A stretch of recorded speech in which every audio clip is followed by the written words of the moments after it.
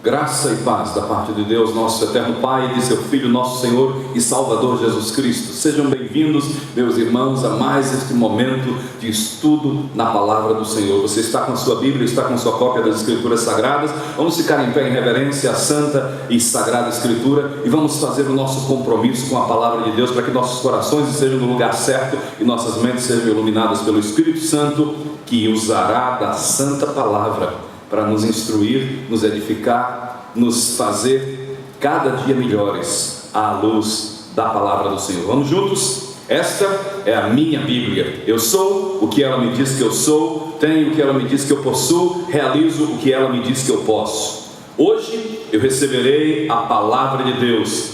Ousadamente confesso, a minha mente está alerta, meu coração receptivo. Jamais serei o mesmo. Estou a receber a incorruptível, a indestrutível, a eterna semente da Palavra de Deus. Por isso jamais serei o mesmo, em nome de Jesus. Amém e amém.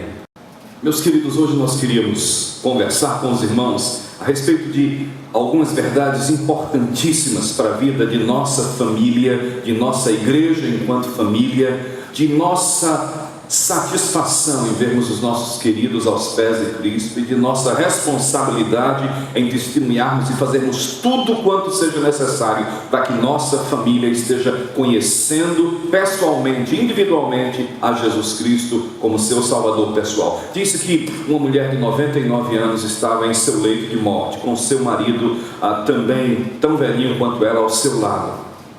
E ela já estava naqueles últimos instantes, mas de alguma maneira recobrou um pouco de suas forças e comentou: querido, já é noite. E ele disse: sim, querida, já é noite, é quase meia-noite. E ele voltou-se para ela, olhou-a nos olhos e ela então perguntou-lhe, pouco antes de expirar: todas as crianças já estão dentro de casa? E queridos, é uma pequena ilustração que deve ser a minha e a sua preocupação.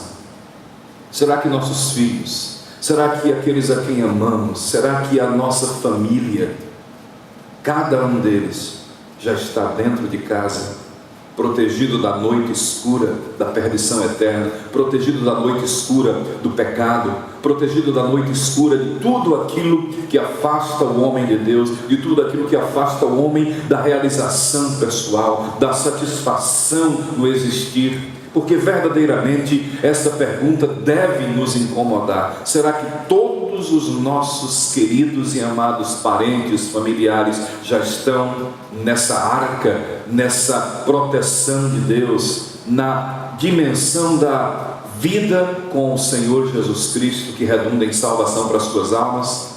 Eu quero ler dois textos muito importantes com você ao longo da nossa meditação nessa noite, e são dois textos que se complementam, e são dois textos que são correlatos, mas escritos em épocas diferentes, em tempos diferentes, por pessoas diferentes, mas que têm em comum um mesmo personagem.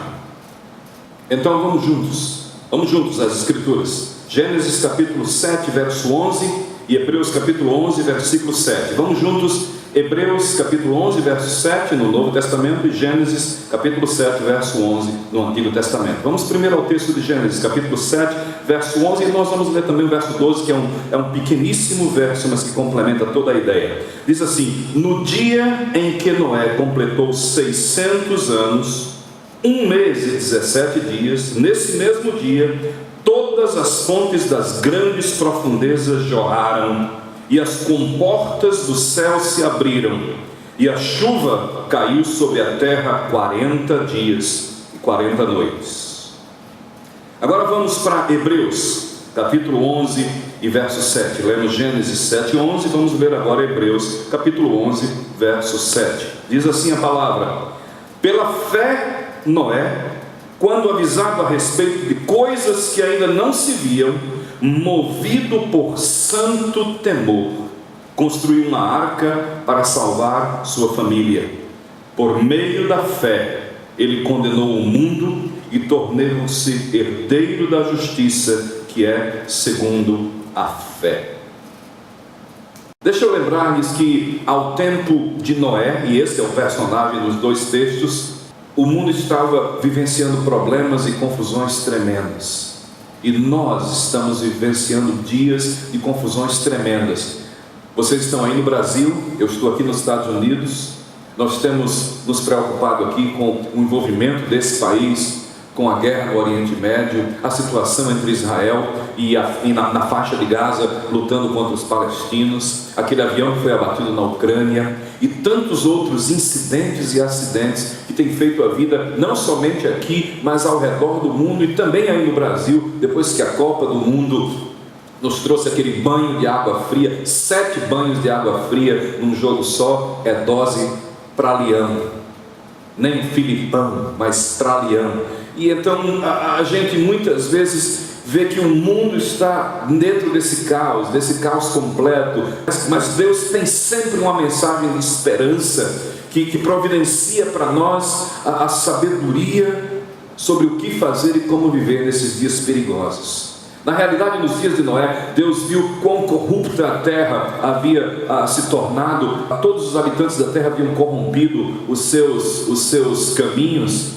e então Deus diz para Noé, assim no capítulo 6 de Gênesis, versos 12 e 13: eu colocarei um fim à raça humana, porque a terra se tem enchido de violência por conta deles, e eu certamente os destruirei e também a terra. E Noé viveu num tempo tremendamente parecido com o nosso, porque as pessoas nos tempos de Noé estavam com seus corações empedernidos, endurecidos com relação às verdades espirituais, a matérias espirituais, e eu acredito que isso poderia ser uma avaliação muito correta do que acontece hoje no mundo. As pessoas não querem saber de Deus, as pessoas não querem saber de Jesus. A Bíblia diz que pouco antes da volta de Cristo, vocês sabem como eu sou apaixonado por esse tópico, vocês sabem como eu tenho estudado ao longo de minha vida inteira e ensinado as revelações do Apocalipse, toda a estrutura da profecia bíblica. Mas há um texto muito importante antes da gente entrar nos dois textos, um no Antigo e um no Novo Testamento, para a nossa conversa nessa noite. A Bíblia diz que pouco antes da segunda vinda ou da volta de Cristo e do fim das coisas como nós as conhecemos aqui, nós viveríamos tempos semelhantes aos tempos de Noé.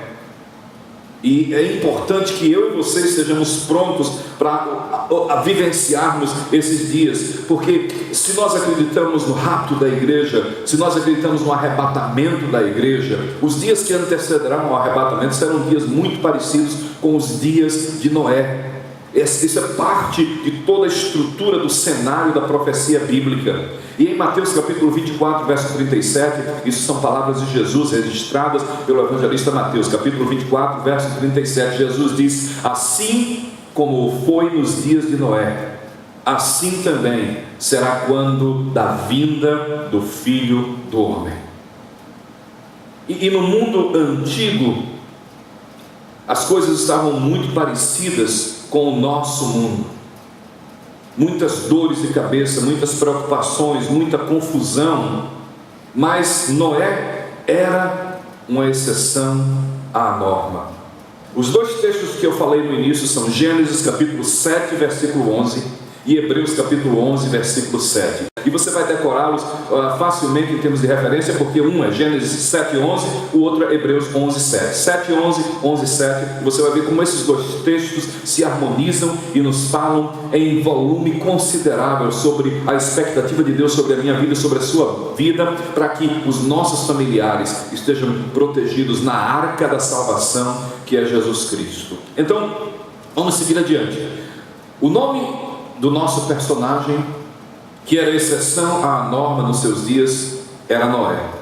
Enquanto todo mundo estava nadando na corrente para baixo, na corrente do pecado, na corrente do abismo, do afastamento de Deus, Noé estava nadando contra a corrente. E eu acredito que uma das coisas interessantes que a gente nota quando a gente estuda a vida de Noé é a sua herança espiritual familiar.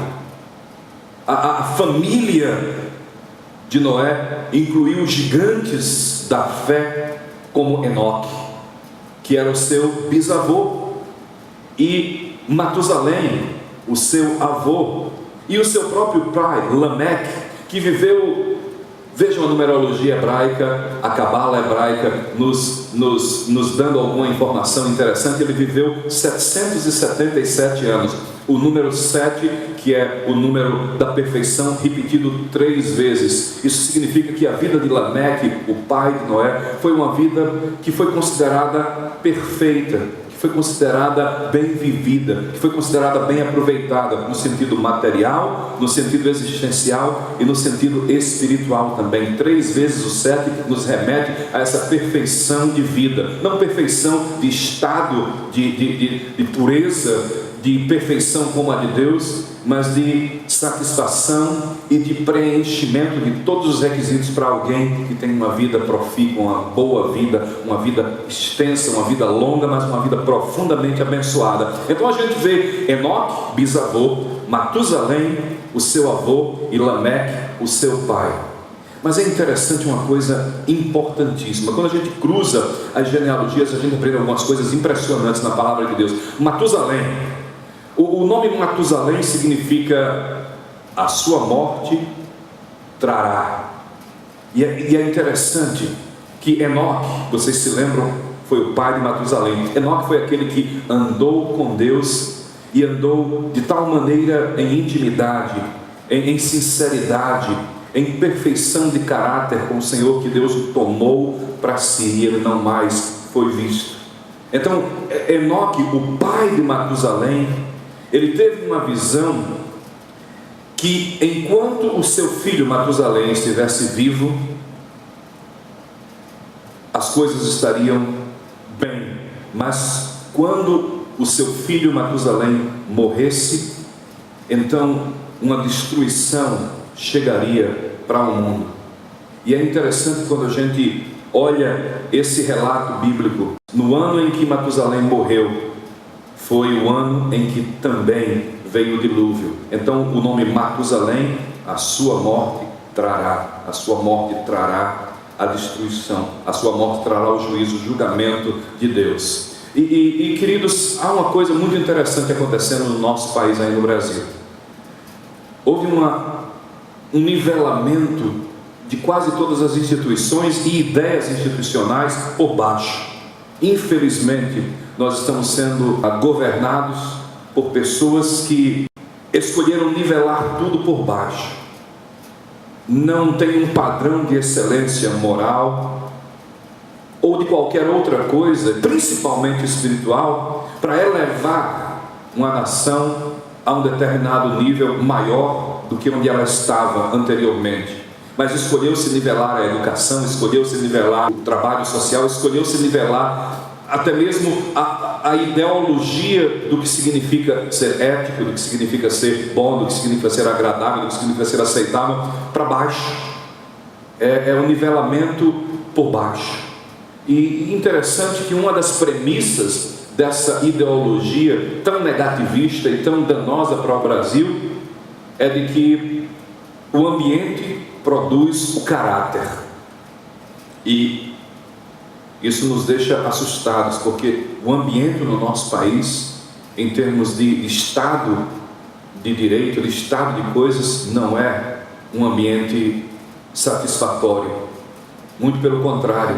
E se o ambiente produz o caráter, como é a nova ideia sociológica, a nova ideia da filosofia sociológica contemporânea, então nós estamos extremamente envoltos em problemas, porque o que vai acontecer dessa geração, que é fruto desse ambiente corrompido e corruptor, desse ambiente terrível, desse ambiente pecaminoso, desse ambiente egoísta, desse ambiente ególatra, vai ser uma coisa difícil de se conceber como o país será quando essa geração de crianças, de adolescentes crescer e tomar as rédeas da nossa nação, se eles são formados pelo ambiente. Mas, queridos, Noé me diz e diz a você, nos diz a todos, de que quando a gente caminha com Deus, não é o ambiente que dita o que o nosso caráter vai ser, mas é o nosso caráter que dita o que o ambiente será. E meus irmãos, quando a gente olha para a vida familiar de Noé, a gente tem uma conclusão muito lógica, a de que não há substituto para uma herança espiritual familiar, boa, profunda, enraizada no Evangelho. É um dos grandes presentes que você, meu irmão, minha irmã, podem passar para seus filhos e para seus netos. É um dos maiores presentes que você, meu irmão, minha irmã, recebeu de seus pais, de seus avós. E você e eu devemos fazer tudo em nosso alcance para passarmos uma herança de fé equilibrada, enraizada nas Escrituras Sagradas, formada, forjada e mantida, sustentada em Jesus Cristo pelo Espírito Santo, para que as nossas famílias sejam criadas e respondam à vida como servas e servos do Senhor Jesus Cristo. E, meus queridos, é importante que eu e você saibamos como passar essa herança para os nossos filhos e para os nossos netos. Em primeiro lugar, é claro, nós encontramos que a vida de Noé era uma vida pessoal, vivida diante de Deus. Então, se você deseja passar uma herança que perpetue a fé na sua família, você tem que viver uma fé genuína, você tem que ser um homem, uma mulher salva pelo poder do Evangelho. Em Gênesis capítulo 7, verso 4, nós encontramos que havia tempo o suficiente para que todas as pessoas pudessem ser salvas, mas elas demoraram e esperaram até que a porta da arca foi fechada e já não havia mais a possibilidade da salvação. Eu estou falando a você, eu não sei se você já tem uma experiência pessoal, se você já confessou e professou Jesus Cristo como seu Salvador pessoal. Sabe por quê, meu querido, minha querida? Você não pode passar para a sua família, você não pode dar aos seus filhos, aos seus netos, aquilo que você não possui. Se você não tem essa certeza de sua salvação, é necessário que você vá a Deus em oração, peça-lhe uma dose de fé, peça a ajuda do Espírito Santo, para que você possa crer a despeito da descrença, para que você possa crer a despeito de todas as influências psicológicas, sociológicas, filosóficas e outras mais, das falsas religiões, dos falsos ensinos, até mesmo do falso cristianismo vivido por tantos em nosso país, para que você resolva uma situação com Deus através da aceitação de Jesus Cristo como seu Salvador pessoal. Se você ainda não se arrependeu dos seus pecados, se você ainda não se reconheceu pecador diante de um Deus perfeito, se você não pediu pela graça e pela misericórdia de Deus na pessoa de Jesus Cristo, se você não recebeu a Jesus Cristo, meu querido, minha querida, faça-o hoje, faça-o agora. Façam nesse momento, nesse instante, no final da nossa conversa, nós vamos oferecer a oportunidade para você fazer isso, mas você já pode fazê-lo no coração, já pode colocar-se diante de Deus e fazer o seu ajuste de contas com o Eterno, porque um dia todos nós vamos comparecer diante dele, mas pela bondade e misericórdia de Deus, Jesus Cristo veio viver uma vida perfeita, viveu uma vida perfeita e morreu uma morte perfeita na cruz, para que o seu sacrifício fosse aceito pelo Pai, e todo aquele que põe a sua fé nele possa ter a vida eterna, possa ter salvação. É preciso que você seja salvo, é preciso que você seja salva. Mas em segundo lugar, é preciso que você esteja diante de Deus em retidão de alma, em retidão de justiça. Você deve buscar a submissão ao Espírito Santo de Deus, para que Ele para que Ele melhore, para que Ele aperfeiçoe, para que você esteja diante do seu Deus de uma maneira íntegra, de uma maneira real, de uma maneira sincera, de uma maneira honesta, vivendo por sua fé em Jesus Cristo e sendo justificado pela justiça que há em Cristo Jesus para todos aqueles que nele estão. É preciso então confessar pecados, é preciso então pedir perdão, é preciso então reconciliar-se com alguém, é preciso então deixar de lado práticas, deixar de lado comportamentos que são não apenas danosos à sua vida, mas são um testemunho contrário a você que se diz filho de Deus, filha de Deus, mas vive como se não fosse. É preciso que a santidade acompanhe as palavras, é preciso que a santidade da vida acompanhe a santidade daquilo que é pregado. E a terceira coisa que nós podemos fazer para passarmos essa herança para a nossa família é: vamos nos comprometer com a igreja. Você ama Jesus? Você deve amar aquilo que Jesus ama. E Jesus deu a sua vida por sua igreja, por você, por mim, por nós. não apenas individualmente para nos salvar, mas Ele deu a sua vida para que a coletividade dos salvos pudesse ser a congregação daqueles a quem Deus usa como uma agência do seu reino aqui na terra, para propagar as boas novas do Evangelho de Cristo, para fazer com que você seja fortalecido e fortaleça a outros, para que você seja sustentado e sustente a outros, para que você viva a pujança de uma fé vivida na coletividade de muitos que creem da mesma maneira, do mesmo jeito no Deus que você crê, no Jesus a quem você serve. É importante que você perceba que Deus pode usar a você e a sua família. Noé, lembre-se disso, era um amador. Os profissionais construíram o Titanic. Os amadores, Noé e sua família, construíram a arca. E é muito importante você se lembrar disso. Nos dias de Noé, a situação era parecida com os nossos dias, mas Noé era um homem íntegro diante do Senhor.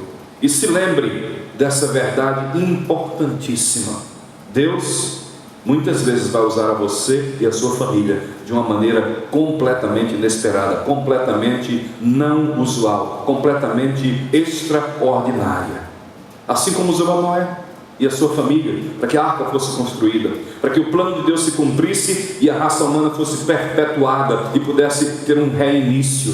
Meu irmão, minha irmã, nós precisamos disso na nossa nação, na nossa cidade, no nosso estado, na nossa comunidade. Nós precisamos disso no mundo.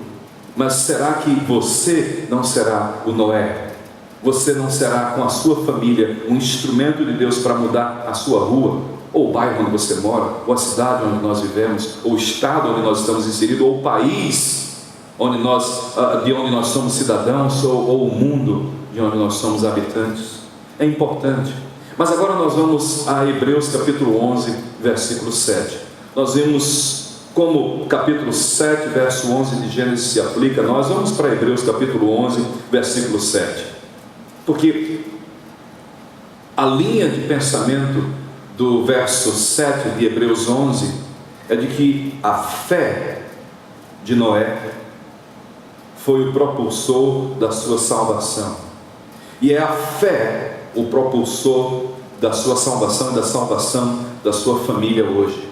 Você pode proteger ou tentar proteger a sua família de diferentes maneiras. Hoje nós vemos dias de insegurança, dias onde a segurança pública está erodida completamente. O sentimento de segurança está longe da maioria dos corações dos alagoanos. E nós sabemos disso, nós vivenciamos isso. Basta abrir um jornal, basta assistir à televisão, basta ouvir os noticiários da rádio, nós nos assustamos e nos amedrontamos. Mas a melhor e a mais segura maneira de proteger a sua família é dar-lhes o alicerce firme da pessoa de Jesus Cristo. Porque o salmista já diz: se o Senhor não edificar a casa, em vão trabalham os que a edificam. Se o Senhor não vigiar a casa, em vão vigia a sentinela. Eu estive pensando nesses dias, qual é o mundo no qual o meu neto Joshua e o neto de vocês e os nossos filhos novos vão viver daqui a 20, 30 anos.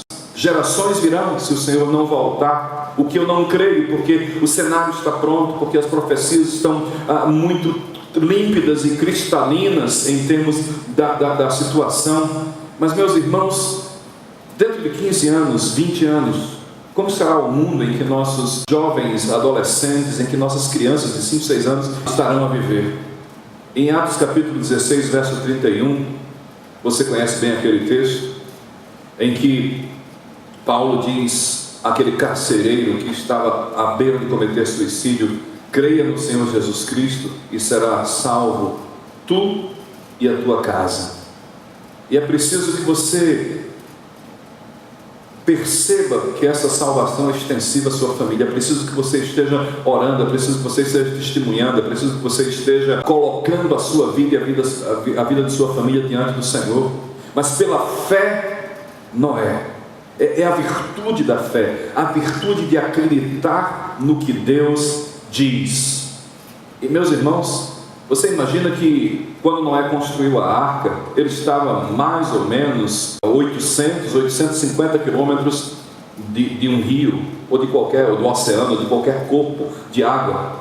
E o que é a chuva, a não ser o orvalho que caía e regava a terra, mas não havia condição onde ele vivia de que uma chuva fosse tão intensa que inundasse absolutamente tudo. Não havia a perspectiva humana de que aquele barco fosse funcionar ou sequer fosse utilizável onde ele estava construído, mas foi ali onde Deus mandou ser construído, foi naquele lugar, e a pregação foi feita durante a construção daquele barco muitos e muitos anos, e a chuva veio, porque Noé acreditou na palavra do Senhor. É importante que você comece, meu irmão, minha irmã, como nós falamos no início da nossa conversa, acreditar que você é tudo que esse livro diz que você é, você tem tudo que esse livro diz que você possui, você pode realizar tudo quanto esse livro diz que você pode, porque é pela palavra de Deus que os mundos foram criados, é pela palavra de Deus que os mundos e todas as coisas vieram à existência, e é pela palavra de Deus